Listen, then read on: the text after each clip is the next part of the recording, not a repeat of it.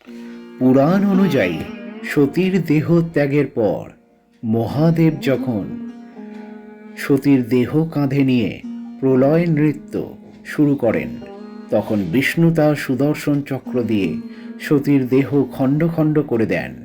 সেই দেহ খণ্ডগুলি ভারতের বিভিন্ন স্থানে পতিত হয়েছিল, যা ৫১ শক্তিপীঠ নামে পরিচিত।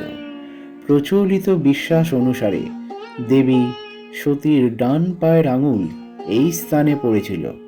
এই কারণে কালীঘাটকে মহাতীর্থ হিসেবে গণ্য করা হয়, যার মাহাত্ম্য বারাণসীর সমতুল্য বলে মনে করা হয়। কালীঘাট মন্দিরটি বাংলার চিরাচরিত আটচালা স্থাপত্য রীতিতে তৈরি। এই রীতিতে মন্দিরের ছাদ গ্রামের কুঁড়ে ঘরের মতো ঢালু ও বাঁকানো হয়, যা বাংলার গ্রামীণ সংস্কৃতির প্রতিফলন ঘটায়। মন্দিরের চূড়ায় ৩টি কলস, একটি ত্রিশূল এবং ওং লেখা একটি ত্রিকোণা ধাতব পতাকা দেখতে পাওয়া যায়। এবারে দেবীর বিগ্রহ সম্পর্কে বলি। কালীঘাট মন্দিরের দেবী দক্ষিণাকালীর মূর্তিটি অন্যান্য কালী মূর্তি থেকে সম্পূর্ণ আলাদা। কোষ্ঠী পাথর ও সোনা দিয়ে গঠিত। দেবীর ৩টি বিশাল চোখ, ৪টি হাত এবং একটি লম্বা সোনার জিভ রয়েছে। জিভ, দাঁত ও মুকুট সোনার তৈরি। দেবীর ডান দিকের ২টি হাত বড়, আশীর্বাদ এবং অভয় ভয় নিবারণ মুদ্রায় রয়েছে। সতীর অঙ্গ।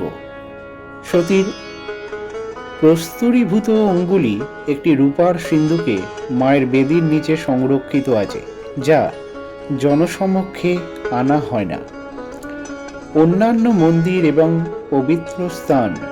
মন্দির চত্বরে মূল দেবীর মন্দির ছাড়াও আরও কয়েকটি গুরুত্বপূর্ণ স্থান রয়েছে। নকুলেশ্বর শিবের মন্দির, মা কালীর পীঠরক্ষক ভৈরব নকুলেশ্বর শিবের মন্দিরটি কালীঘাট মন্দিরের কাছেই অবস্থিত। শ্যামারায় মন্দির।